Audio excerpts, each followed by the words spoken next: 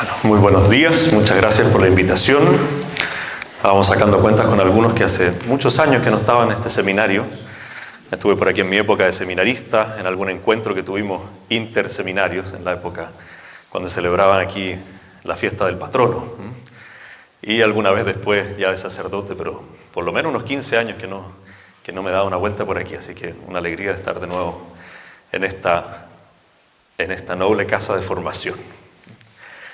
Como nos decían, como me pidieron que pudiera compartir con ustedes en este día, vamos a hacer una reflexión doble en dos partes sobre la esperanza en la Sagrada Escritura y también el reino de Dios. La primera conferencia quizá un poquito más larga que la segunda y quizás nos vamos entonces a quedar con una parte para la segunda parte. Le pido al Padre Álvaro que me avise cuando ya estemos más o menos por terminar la primera parte para no alargarme de más, porque tengo harto aquí para proyectar, pero no me gustaría tampoco que sea demasiado pesado, ¿no? Tampoco voy a hablar de nada que sea desconocido, pero nos ayuda a reunir ciertos aspectos de la esperanza cristiana que están especialmente fundamentados en la palabra de Dios. Así que a eso los invito en esta mañana. Bien. ¿Qué podríamos decir entonces respecto de esta virtud teologal de la esperanza y su presencia en la Sagrada Escritura? Partamos primero, como corresponde, por el Antiguo Testamento. ¿Qué entendemos de la comprensión teológica de esta virtud en la Sagrada Escritura según la experiencia de la fe, en primer lugar, del pueblo de Israel?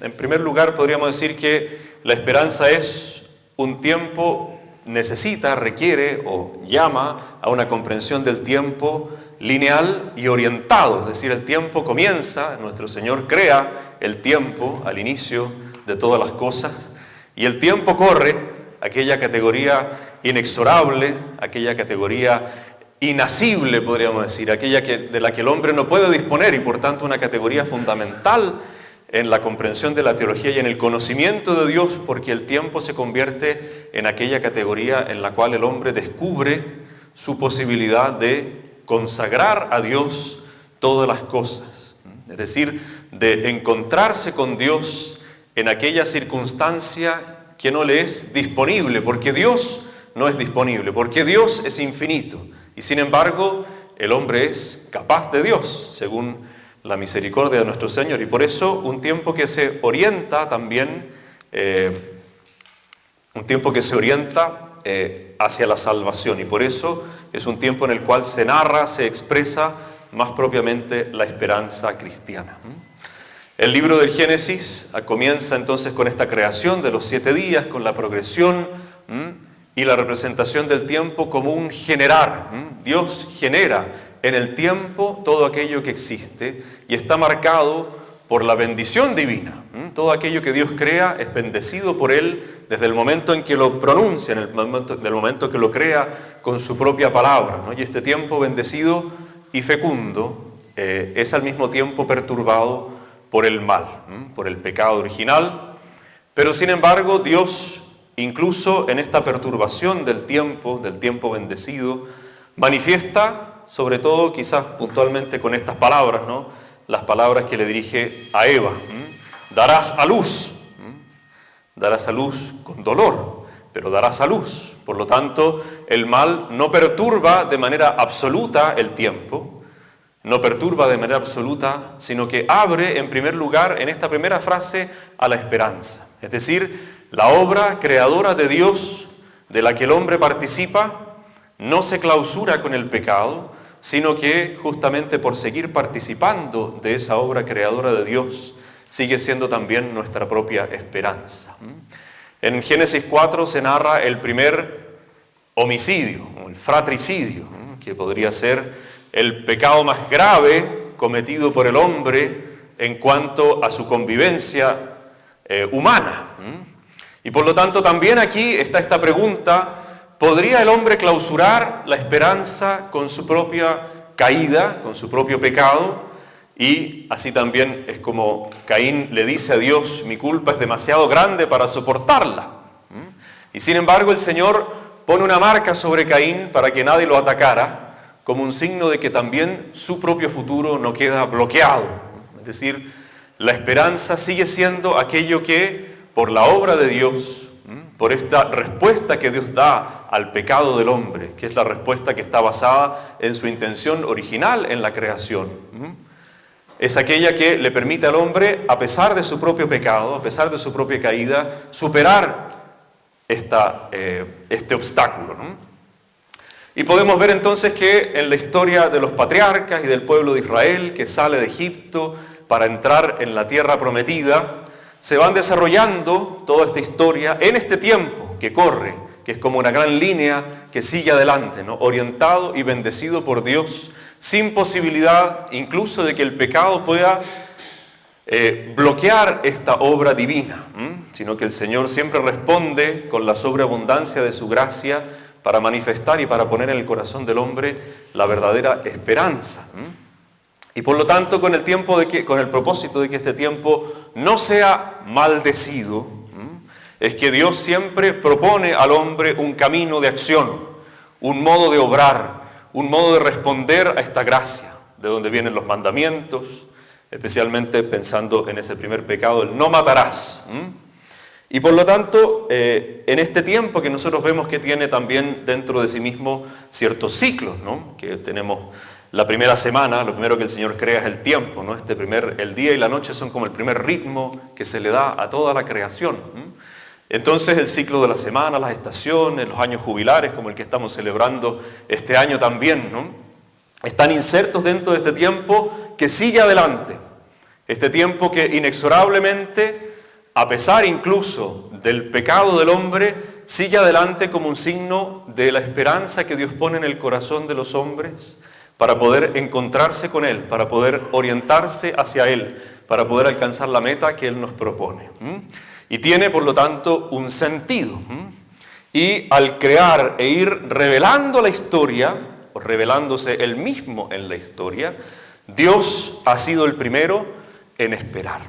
Es decir, el primero que lo espera todo de nosotros, porque nos ha creado para el amor y por amor, es el primero en esperar. Y por lo tanto es aquel modelo de esta virtud que nosotros debemos a lo largo de toda la historia y desde el principio, comprendiéndolo así, mirar para poder captar qué es la virtud de la esperanza. No es entonces, si es que pensamos en este tiempo lineal, en este tiempo que se orienta inexorablemente hacia Dios, no es coincidencia entonces que el libro del Coelet, este libro que si lo leemos en muchos de sus sentencias, parece que fuera un libro profundamente marcado por la desesperanza, ¿no?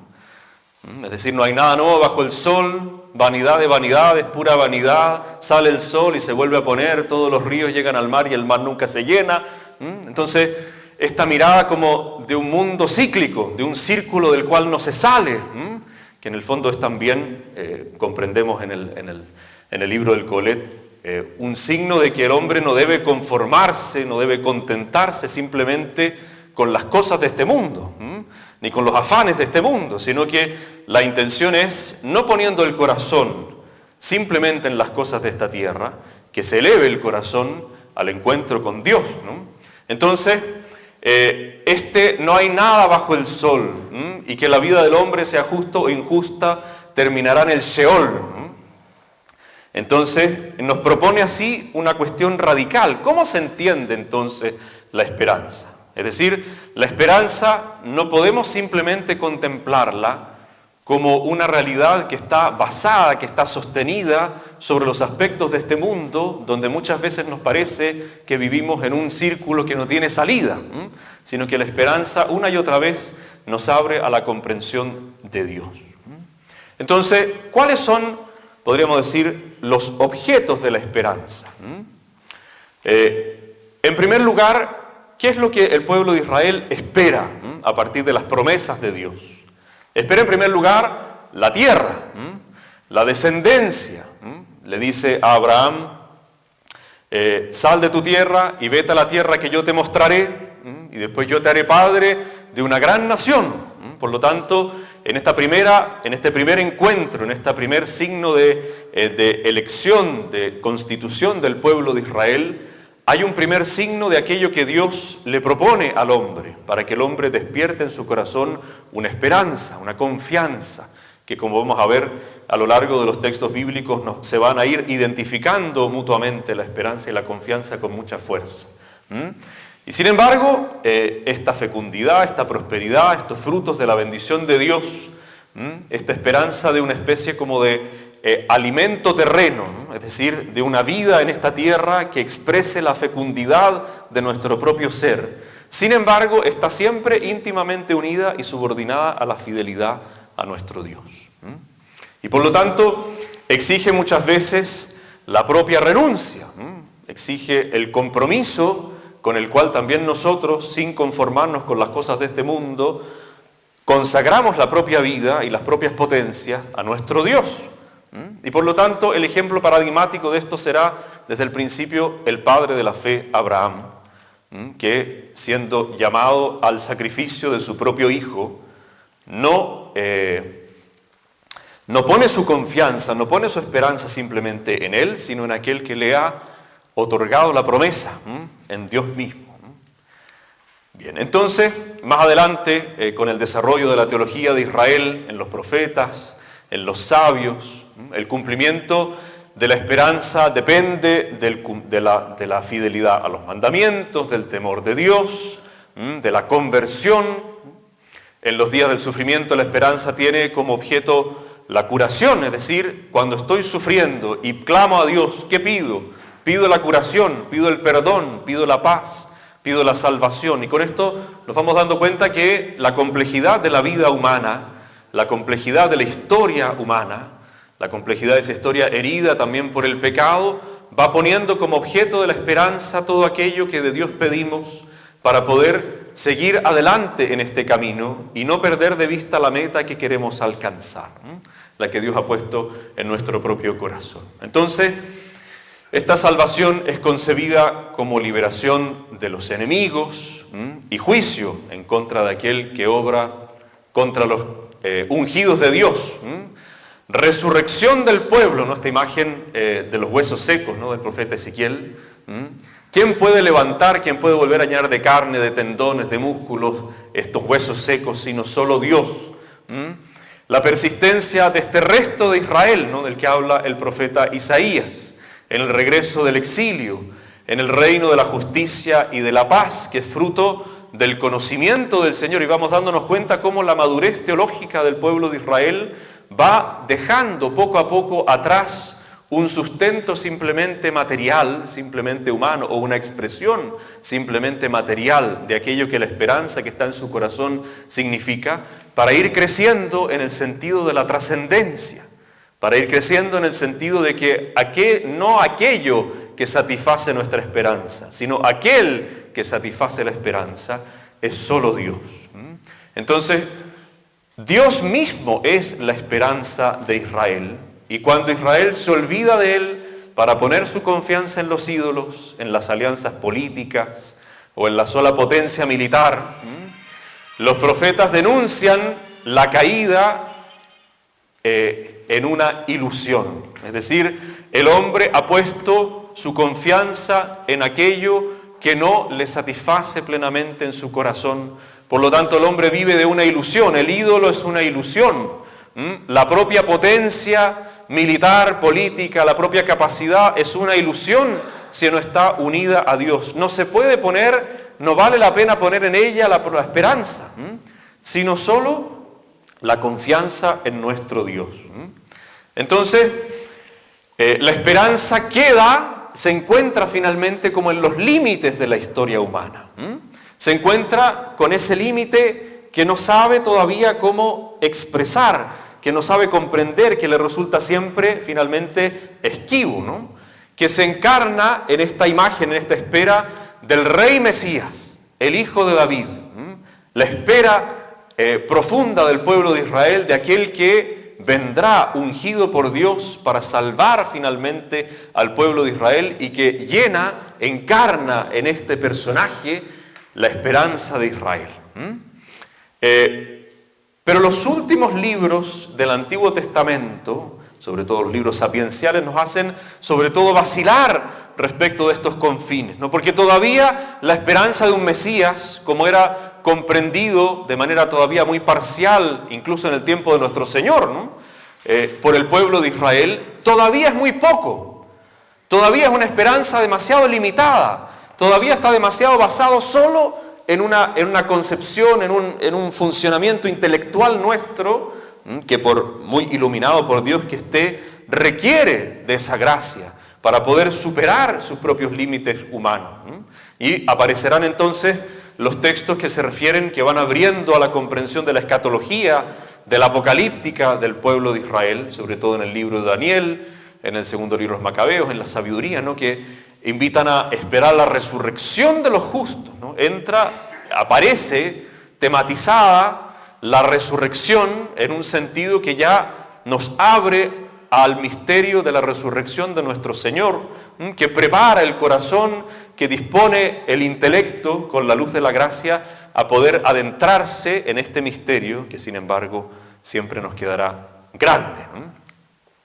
Y por lo tanto, las experiencias más límites, como la experiencia de Job, nos van dibujando quizás una pista para comprender cómo se habría forjado esta esperanza, ¿no? Este camino que hemos recorrido en el Antiguo Testamento y en el crecimiento, en el desarrollo del pueblo de Israel en cuanto a la virtud de la esperanza, a cómo la comprende, cómo la vive, cómo la entiende, ¿no?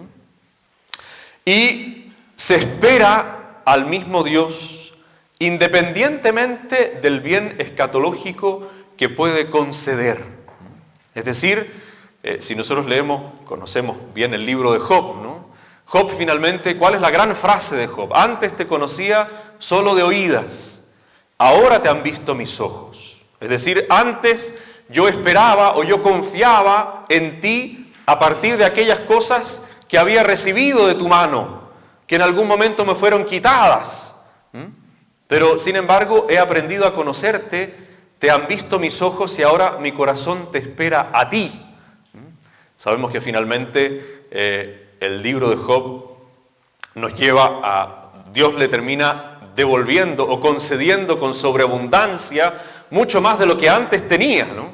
Y uno queda como, porque humanamente, porque no podemos o no logramos todavía comprender este paso a una esperanza de la manifestación de la, podríamos decir entre comillas, de la posesión de Dios, que no se exprese todavía fuera o superando estos límites de la materialidad. Entonces, ¿cómo se podría pensar que este vínculo vital entre Dios y el hombre se pudiera interrumpir a causa de la muerte, que finalmente es el último obstáculo que el hombre tiene en su esperanza? El último gran obstáculo es la muerte, el último gran enemigo que será vencido es la muerte, ¿no? Y por lo tanto, esta pregunta punzante, inquietante, a la que finalmente llegamos cuando pensamos en la esperanza, es justamente, ¿y cómo? ¿Quién nos moverá la piedra? Es decir, ¿quién nos hará superar esta barrera última de la muerte, sino solo Dios? Y si Dios es Dios, ¿cómo podría la muerte ser un obstáculo insalvable que nos impidiera alcanzar entonces nuestra esperanza? Entonces, junto con esta dimensión temporal, es decir, este progreso que en el tiempo, en el recorrido lineal de la historia, que se va haciendo sagrada en la medida que se conoce, que se comprende más profundamente a Dios.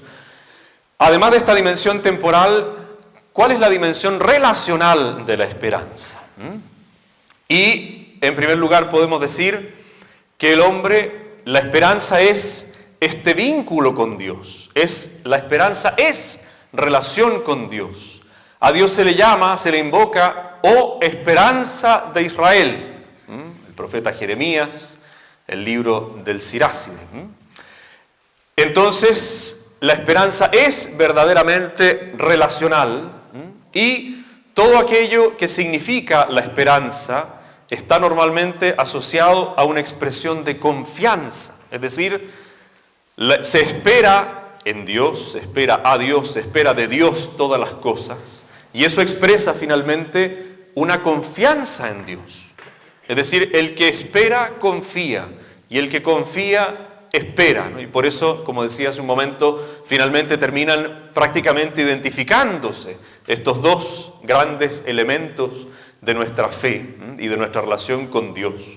Entonces, esperar en Dios equivale a esperar, escuchar su palabra, verlo cara a cara, es decir, entrar en relación con Él, superando toda aquella limitación que podemos en nuestro propio contexto encontrar. Y por lo tanto, esta dimensión relacional subyace a la dimensión temporal. Es decir, el tiempo avanza y en el tiempo buscamos el conocimiento de Dios, estar con Él, conocerlo a Él como aquello que subyace al paso del tiempo.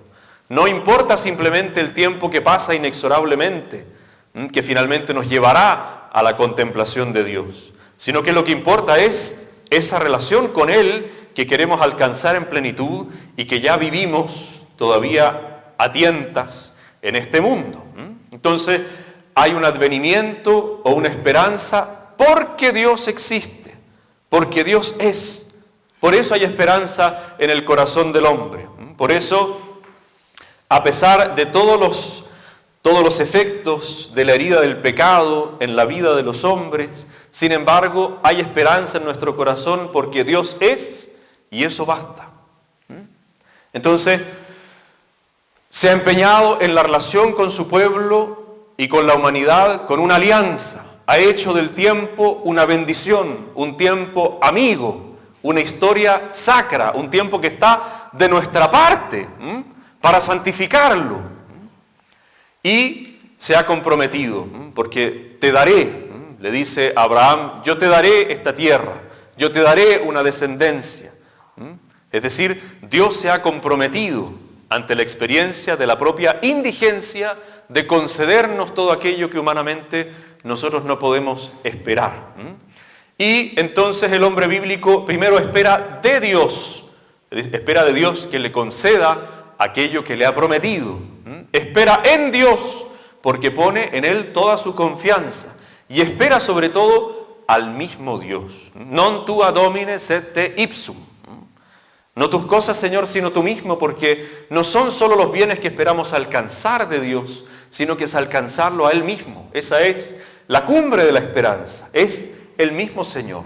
Entonces, la lección que Job aprende, como citaba hace un momento, ¿no?, que no se refiere simplemente a la sanación de sus enfermedades, que no se refiere simplemente a la restitución sobreabundante de todos sus bienes. Lo que ha aprendido Job y lo que nos transmite también en este libro es sobre todo que Job ha conocido al mismo Dios, que se podrá expresar de modos muy distintos, de acuerdo a las categorías humanas, a las categorías materiales, lo que ese conocimiento realmente significa, y todavía será insuficiente.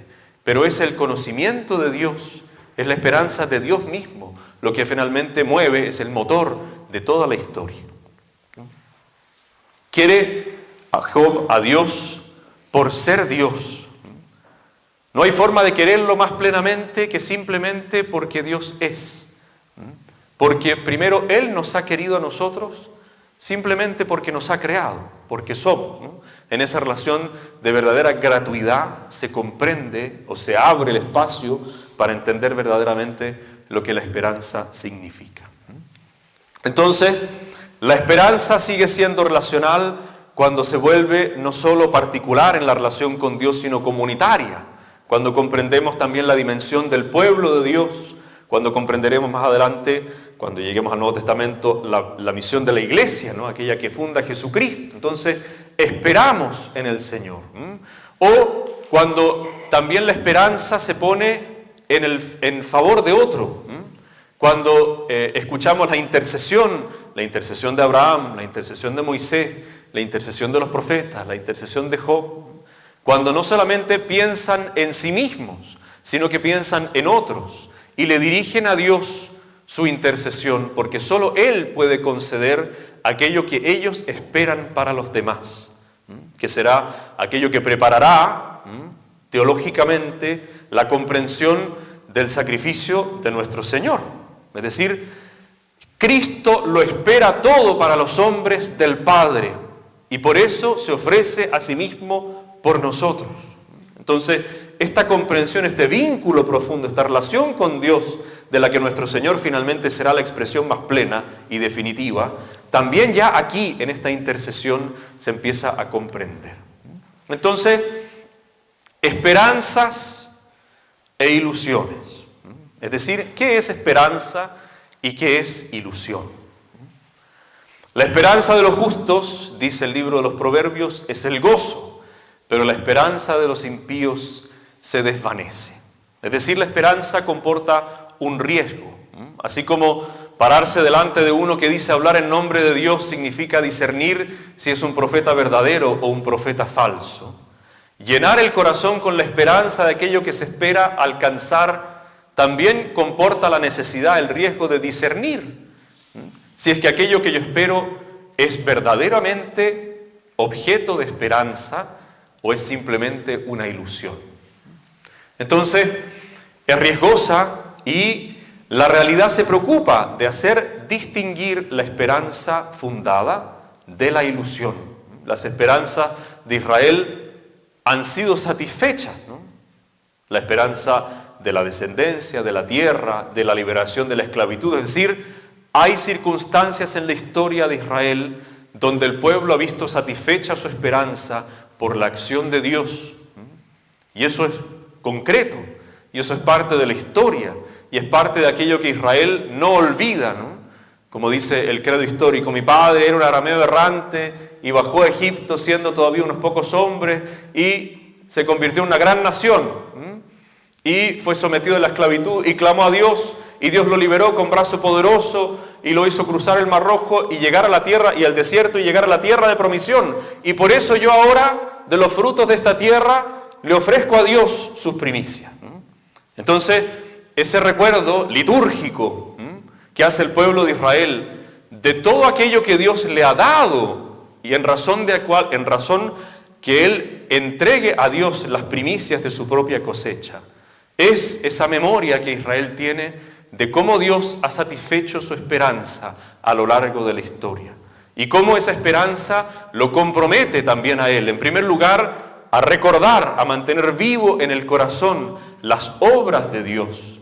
Es decir, a mantener vivo en el corazón la conciencia de que solo Dios satisface la esperanza del hombre. Pero durante la mayor parte del tiempo el hombre y el pueblo no se encuentran en el tiempo del cumplimiento. Es decir, la esperanza se satisface, pero sigue adelante. Quiere más, porque no es solo la descendencia, porque no es solo la tierra, porque no son solo sus frutos, porque no es solo la libertad, sino que en el tiempo de la esperanza, que en ciertas ocasiones entra en crisis, también el pueblo de Israel se pregunta con dolor, ¿se ha cambiado acaso la diestra del Altísimo? ¿Acaso Dios se ha olvidado? ¿Nos ha abandonado?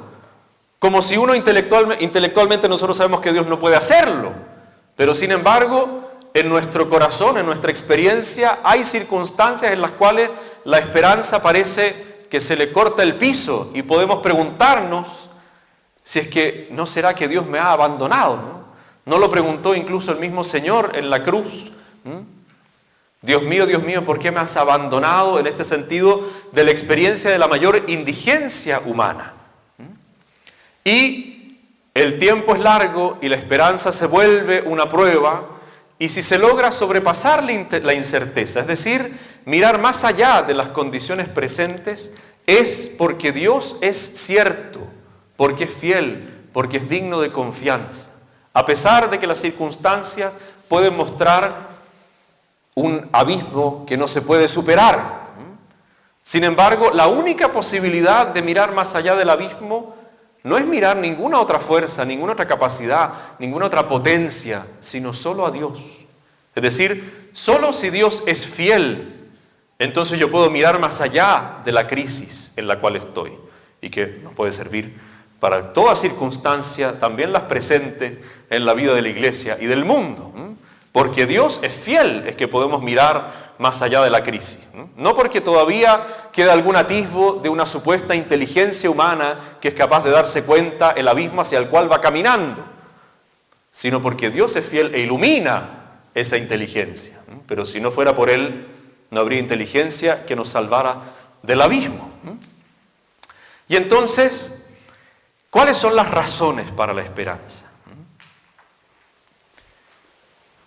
Esperar no es saber, pero no se espera sin una razón.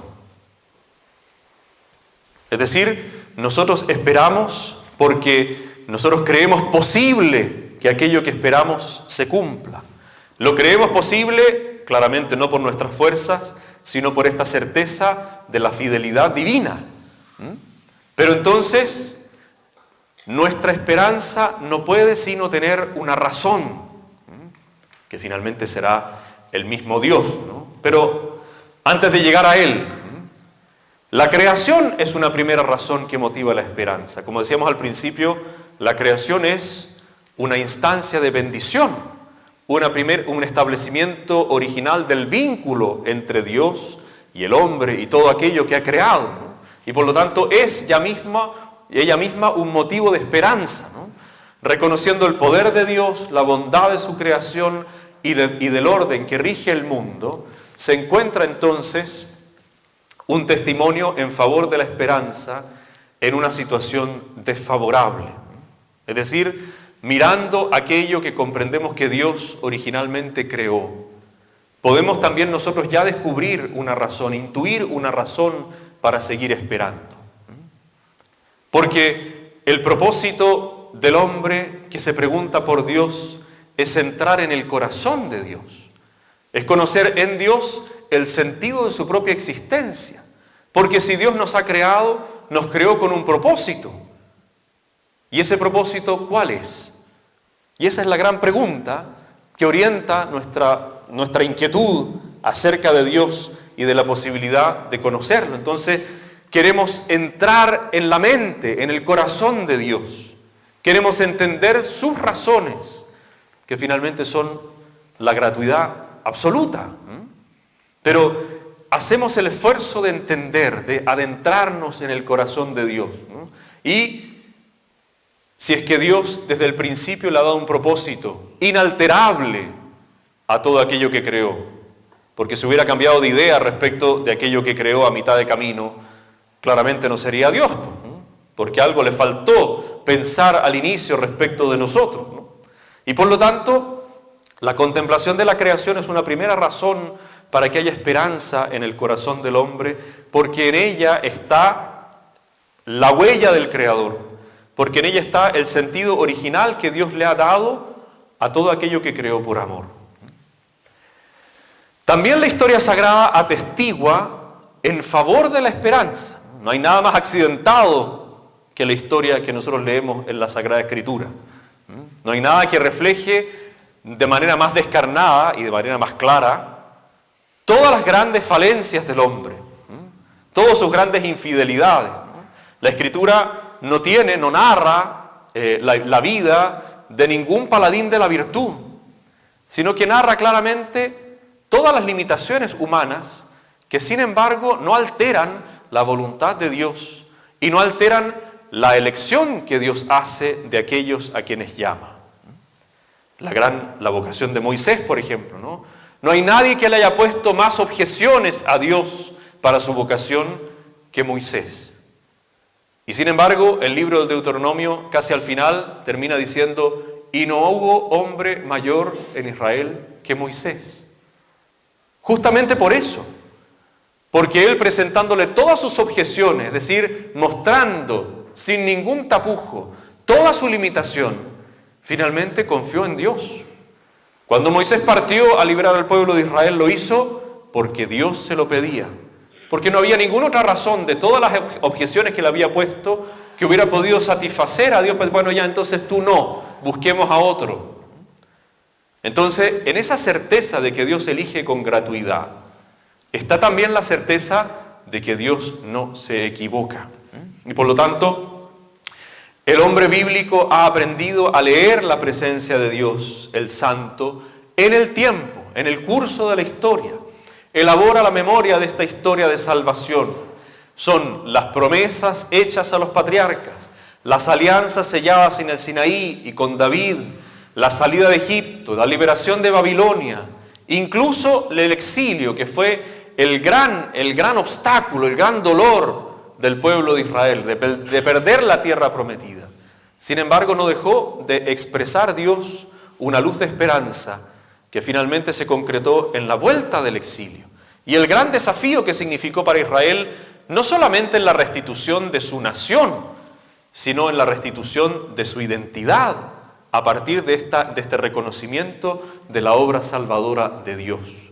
Entonces, en su sufrimiento presente, Israel vuelve sobre su experiencia y encuentra motivos para seguir esperando. Dios, entonces, asegura la continuidad del tiempo.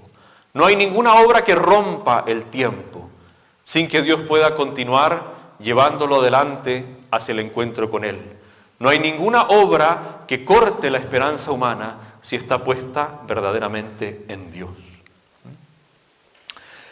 También la teoría de la retribución, esta teoría tan contestada, ¿no?, en algunos de los textos del Antiguo Testamento, como el libro de Job, como el libro de Coelet, ¿no?, que si lo decimos así en simple, a los buenos les va bien, a los malos les va mal, que sabemos claramente que no es así en todas las situaciones, ¿no?, en todo lo que nosotros vemos en nuestra vida cotidiana. Entonces, ¿cómo se entiende, no? Porque además que esta teoría de la retribución, ¿qué es lo que hace?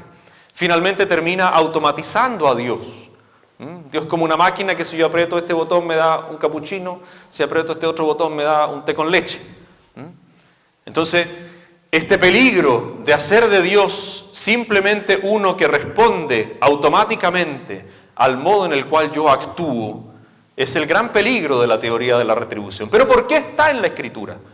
¿Por qué? Porque ha sido parte también de la comprensión o de la motivación moral a lo largo del judeocristianismo, a pesar de su limitación en muchos aspectos.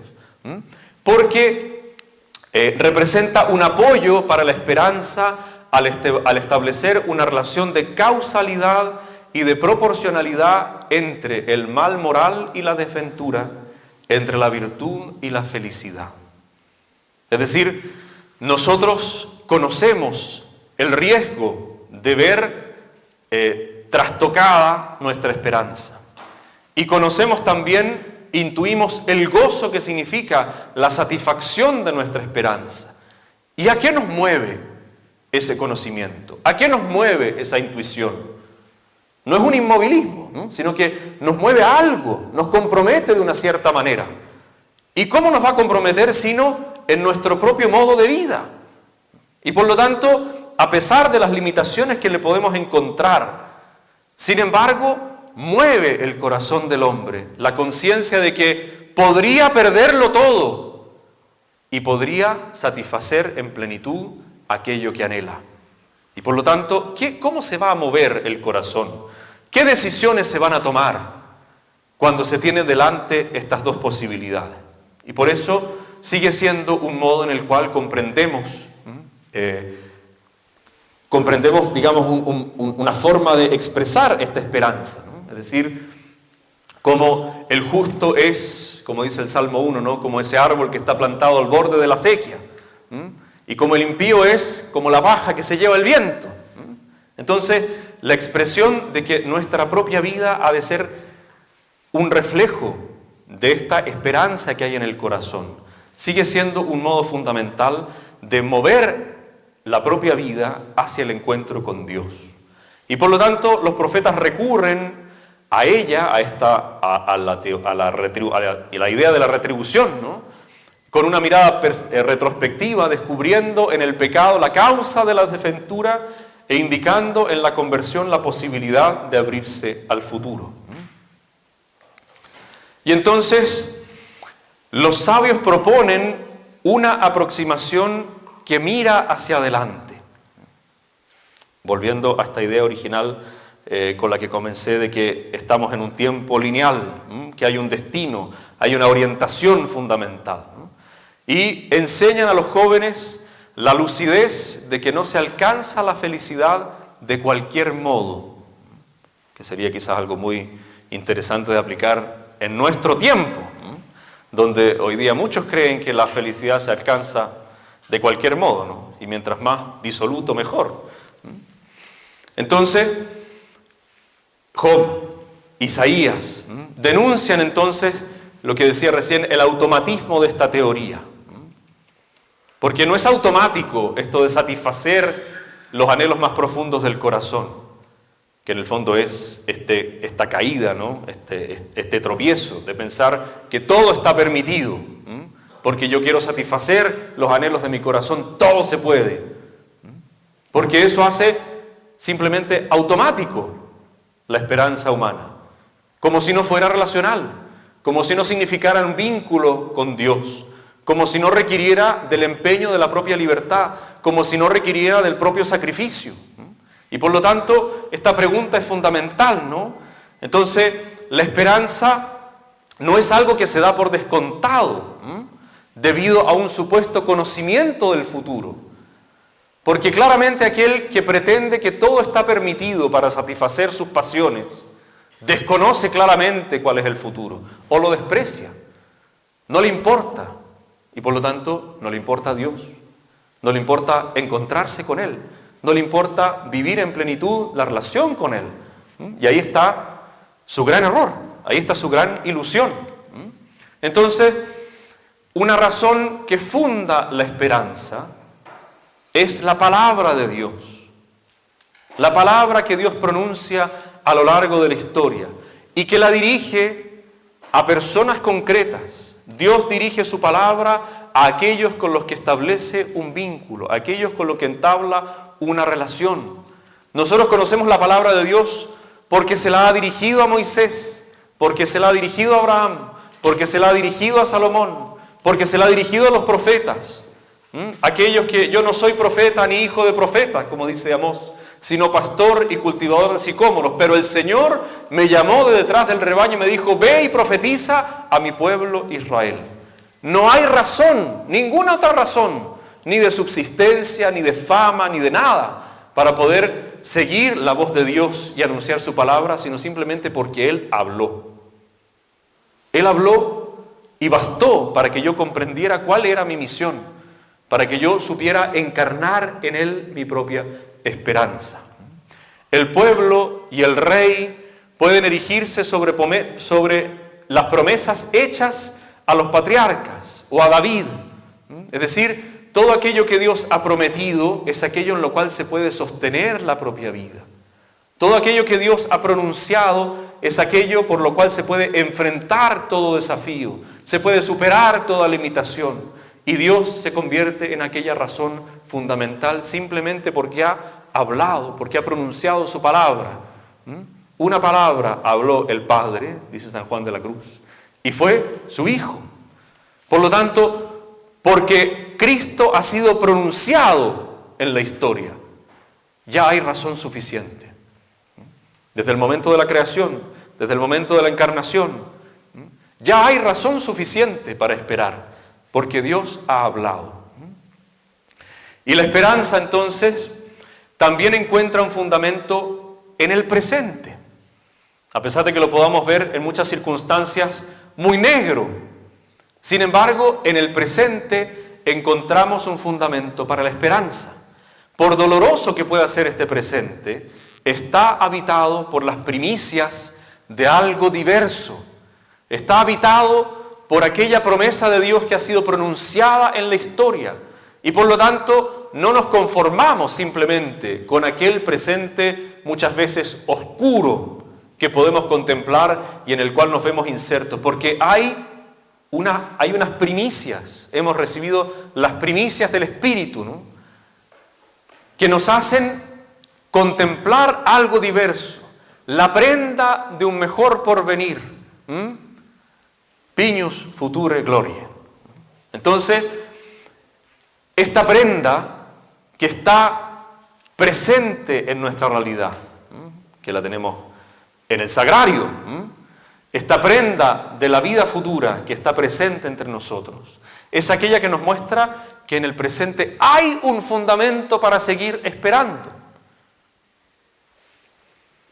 Y esta idea se encuentra en la teología del pequeño resto, ¿no? De ese que se mantiene, que sobrevive, ¿no?, después del exilio como un germen, ¿no?, como una semilla a partir de la cual podrá volver a florecer todo Israel, podrá volver a florecer toda la creación. Y el profeta no es tanto quien anuncia un porvenir sin conexión con el presente, ¿no? Porque el profeta que anuncia la salvación a Israel no le anuncia algo que está absolutamente desconectado del presente que vivimos. Le anuncia aquello de lo que en el presente encontramos un germen. Porque si no fuera así, la palabra del profeta sería nada.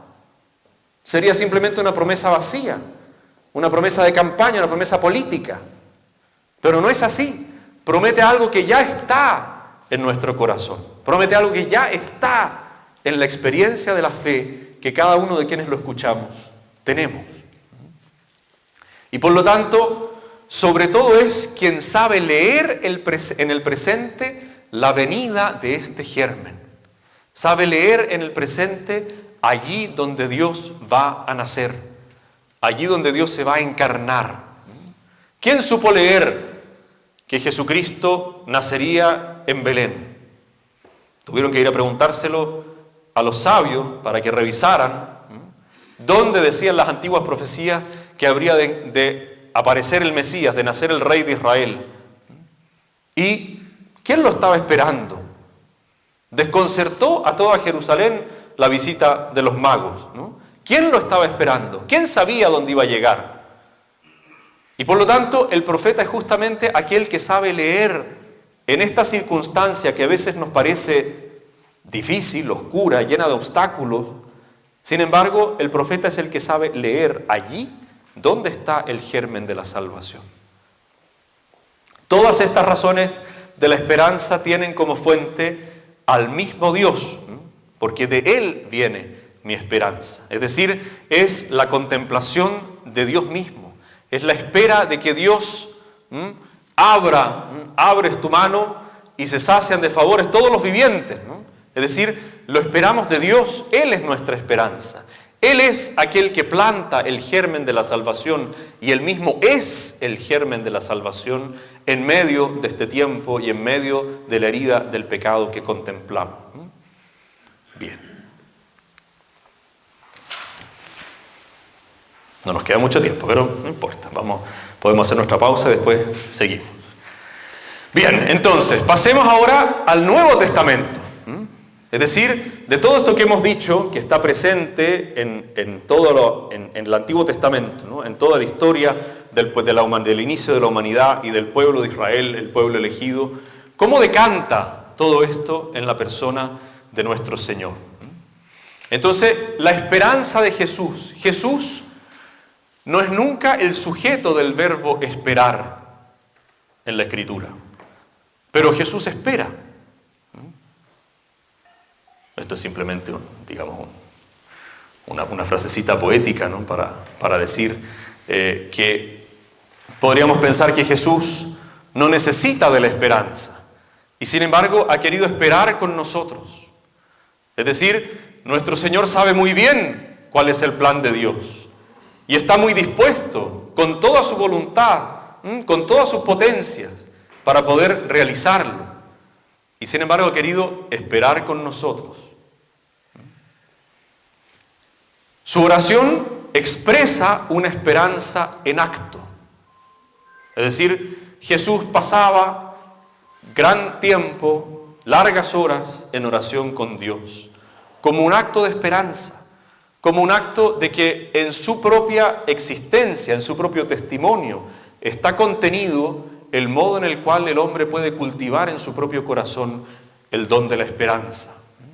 Anuncia el reino presente o cercano, que ya viene, pero sabe que las fuerzas del mal lo conducirán a la muerte. Sabe muy bien cuál es el sacrificio que habrá de hacer y le reprochará a sus apóstoles, especialmente a Pedro, el que no lo comprenda. El anuncio del reino se encuentra con el fracaso. La predicación de nuestro Señor se encuentra con el rechazo. El testimonio de nuestro Señor se encuentra con la cruz. Y Jesús es llamado a esperar más allá de toda esperanza. Citando aquellas palabras con las que San Pablo en la carta a los Romanos habla acerca de la esperanza de Abraham. Esperar contra toda esperanza.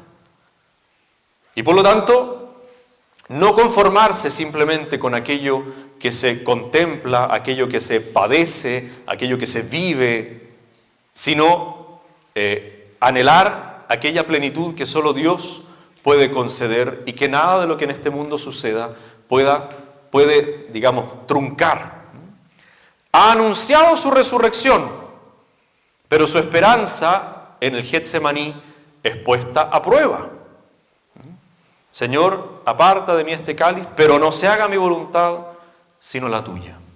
Y por lo tanto, la esperanza de Jesús es puesta a prueba. Él sabe que viene la resurrección, y sin embargo su esperanza es puesta a prueba. Tentado de reducirla a la esperanza de no morir, como si la esperanza de no morir satisficiera el anhelo más profundo del corazón del hombre.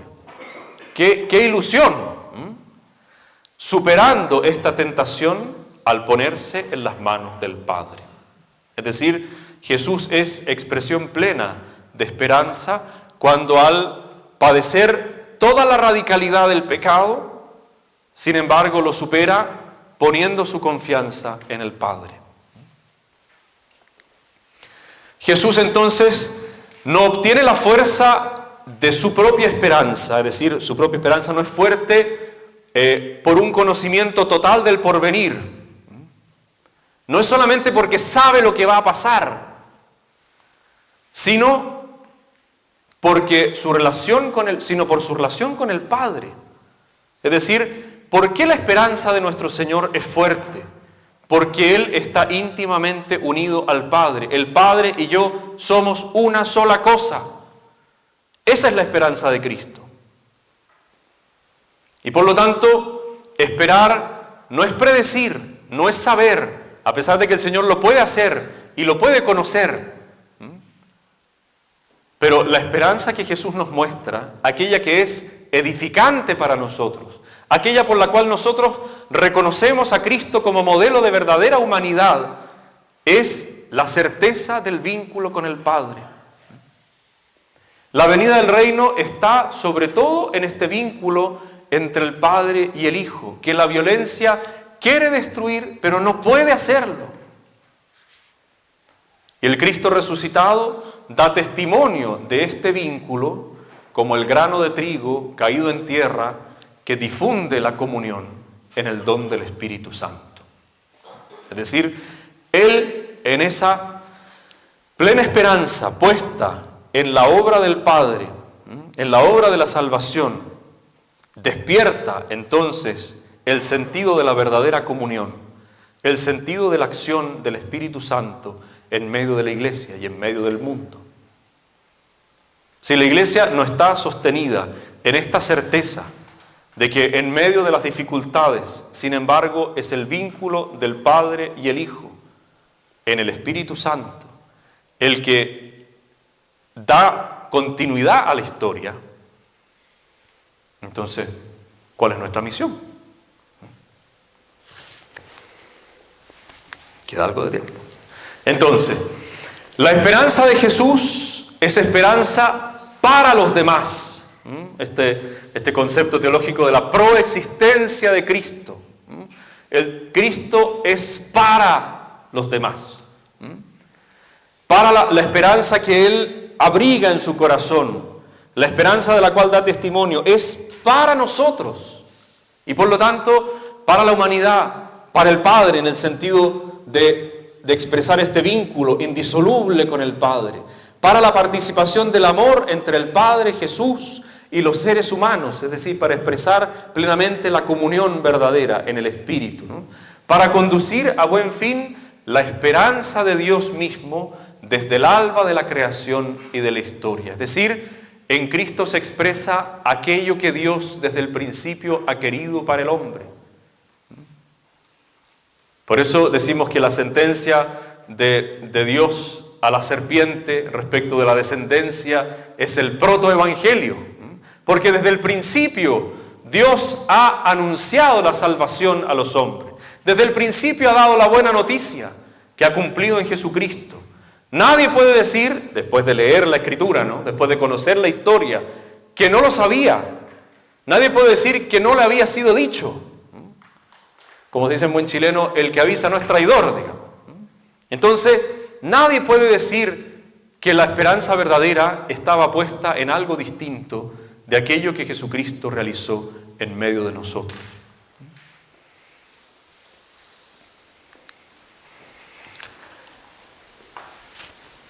En el Nuevo Testamento, en este momento en el cual el acontecimiento de nuestro Señor Jesucristo realiza la satisfacción plena de la esperanza humana. ¿Cuál es la dimensión temporal? ¿Cómo lo podemos entender de acuerdo a esas dimensiones de las que hablamos también o en las que dividimos nuestra exposición sobre el Antiguo Testamento, ¿no? Primero, este tiempo orientado tiene un centro, que es nuestro Señor. El tiempo lineal y orientado del Antiguo Testamento, podríamos decir que se contrae, ¿no? Encuentra un punto de inflexión en la persona de Jesucristo.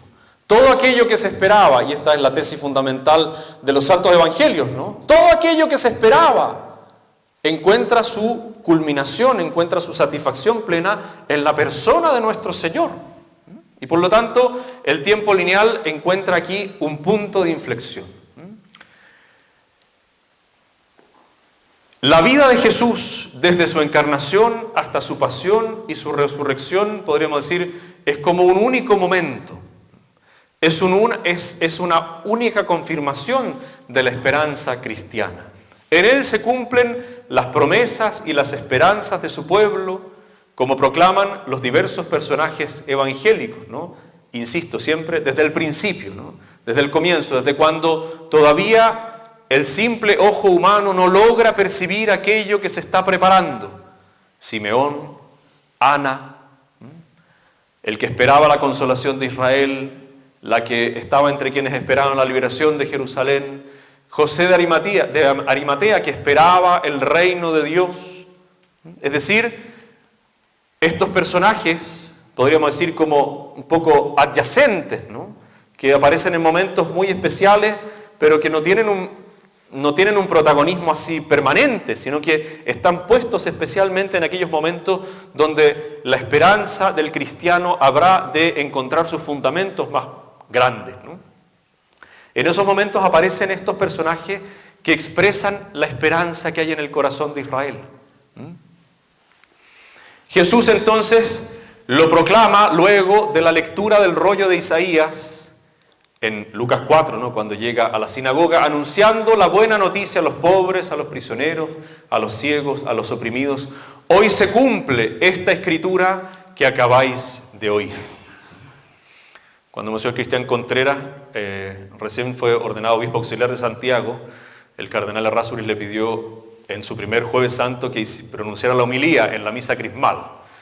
Y este era el texto de la misa crismal, ¿no?, el texto del Evangelio. Y él dijo, esta es la homilía más breve que se ha pronunciado en la historia. Lamento que la mía no vaya a ser igual. Y ahí no estuvo. Pero, simplemente como una anécdota, ¿no? Pero hoy se cumple esta escritura que acabáis de oír. Es decir, en Cristo se cumple toda aquella esperanza que se había expresado en la expansión de toda la historia, para que el pueblo de Israel encontrara en Él y para que la humanidad encontrara en Él aquella encarnación, aquella forma en la cual la esperanza que tiene en su corazón verdaderamente se expresa. Con sus actos, Jesús realiza esta palabra. Hoy no es simplemente porque Cristo pronuncia esa palabra en ese momento, sino porque todo su ministerio es el cumplimiento de esta esperanza. Resucitado, subraya el cumplimiento en sí mismo de todas las Escrituras y mediante una conversión de la esperanza. Nosotros esperábamos que fuera Él quien liberara a Israel, le dice Cleofás en el camino a Emaús. Nosotros esperábamos que fuera Él Y lo era, a pesar de que no se había dado cuenta en ese momento, ¿no? Y Jesús es propiamente el Mesías, aquel que debía venir, y no es necesario esperar a otro. Recordando la pregunta de Juan el Bautista: ¿eres tú el Mesías que debía venir o debemos esperar a otro? Y Jesús vuelve a citar esas mismas palabras, ¿no? Vayan a decirle a Juan que los ciegos ven, que los sordos oyen. Entonces, Él es el Mesías que tenía que venir. Él es aquel a quien esperábamos. En Él vale la pena consolidar toda la propia esperanza, todos los anhelos más profundos del propio corazón. Esta es la tesis fundamental del Evangelio. Y no solamente porque sea una tesis a nivel intelectual, sino porque en Cristo se manifiesta plenamente la voluntad de Dios. Es la manifestación de aquello en lo que se satisface la esperanza humana en lo concreto de la historia. Estamos bien de tiempo. Dejémoslo hasta aquí para hacer nuestra pausa y seguimos adelante después de habernos tomado un cafecito y algo.